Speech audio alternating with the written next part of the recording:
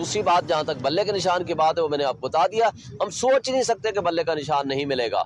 ये बात कल सुप्रीम कोर्ट में भी आई कि बाकी पॉलिटिकल पार्टीज के इलेक्शन जो इसी तरह हुए हैं वो तो आपको काबिल कबूल है, सिर्फ आपको तकलीफ पीटीआई से है। मुझे बताएं, पूरे पाकिस्तान में एक पार्टी क्या हुआ, वो इम्तियाज नामी शख्स पीपल्स पार्टी का वो गिरफ्तार हो गया। वो जब गया तो उन्होंने कहा कि जनाब मैं तो पीपल्स पार्टी का हूँ, मुझे क्यों गिरफ्तार किया? उन्होंने कहा आपने तो पी बोला था। तो मैंने कहा, उसने कहा मैंने पी बोला था। उसने कहा पीपल्स पार्टी बोला करें। जब आप एक पी बोलते हैं हम समझते हैं पीटीआई के, हम उठा के ले जाएंगे, और उसके बाद उसको छोड़ दिया। ये तमाशा जो लगाया हुआ है हमारे इदारों ने, हमारे लोगों ने, हमारे आरओ ने और पुलिस ने, तो मुझे बताएं इसके होते हुए कि आप क्या अवाम की आंखों में धूल झोंक रहे हैं? आप देख नहीं रहे कि ये जमहूरियत के ऊपर आप शब खून मार के फिर कहते हैं कि आपके खिलाफ कोई एक्शन नहीं होगा। एहतसाब होगा, कड़ा एहतसाब होगा और अवाम एहतसाब करेगी।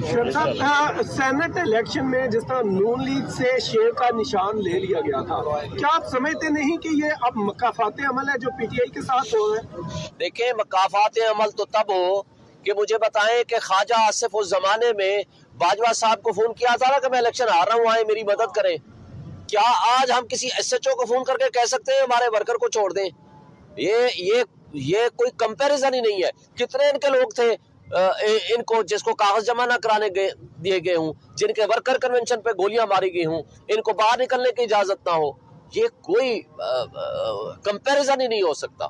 Thank you. इंशाल्लाह हम रैलियां भी निकालेंगे, हम पब्लिक में भी जाएंगे, हम इंशाल्लाह माफिया को शिकस्त देंगे। शुएब साहब ये बताइएगा कि आपको इस्लामाबाद से कोई ऐसा केस रिपोर्ट हुआ और अब तक कितने लोग हैं आपके जो NA 46, 47 और 48 से नॉमिनेशन पेपर जमा करवा चुके हैं? देखें, इस्लामाबाद में हमें अभी तक कुछ ज्यादा सीरियस शिकायत नहीं मिली।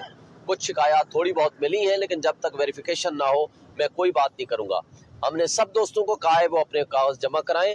जब पार्टी फाइनली डिसाइड कर देगी कि किसको कौन से वाले हल्का देना है, वो उस हिसाब से कागजात वापस हो जाएंगे। लेकिन उसका ये मतलब नहीं है कि हम जो पंजाब में कल सारा दिन या आज सारा दिन या परसों सारा दिन जो कुछ होता रहा तो हम उन के ऊपर आवाज उठाना छोड़ दें। सर, दो सवाल आते हैं, ये बता दीजिए कि वोट जो है वो बल्ले के निशान को लेकर, लेकिन इलेक्शन कमीशन ने वापस ले लिया, तो आप लोगों की जानिब से कोई प्लान है? हमारा प्लान ये है कि हम अदलिया में के पास जा रहे हैं और अदालतों से हमें कभी उम्मीद है कि इंशाल्लाह हमें हक सच की फतह होगी। हमारा ये हक है बल्ले का निशान, हमने दूसरी दफा इलेक्शन करा दिया है और कोई अदालत जो है वो हमें इस तरह नहीं फेंक सकती कि जो सबसे बड़ी पॉलिटिकल पार्टी है उसको उठा करके फेंक दें। कल आपने जस्टिस अतर मिज़ल्ला साहब का नोट भी देखा था, लेकिन उसके बावजूद जो कुछ इलेक्शन कमीशन ने किया है ये जमहूरियत के ऊपर शब खून मारा है। सर, दो सवाल आते हैं। एक तो वही सवाल था कि बल्ले का निशान ना मिलना कितना नुकसानदेह होगा पीटीआई के लिए। दूसरा सर, हम देख रहे हैं कि एडवोकेट्स वकला जो हैं वो सामने आ रहे हैं। आपको लगता है कि काला कोर्ट जो है वो जुल्म जो आप बता रहे हैं हो रहा है उसको रोक सकेगा? देखिए, जुल्म को रोकने के लिए काला कोर्ट हमेशा सफ़े अव्वल में रहा है, आइंदा भी रहेगा। लेकिन क्वेश्चन ये नहीं है, क्वेश्चन ये है कि आज अवाम उठ खड़ी हुई है, आज अवाम हमारा साथ दे रही है, अवाम खड़ी है।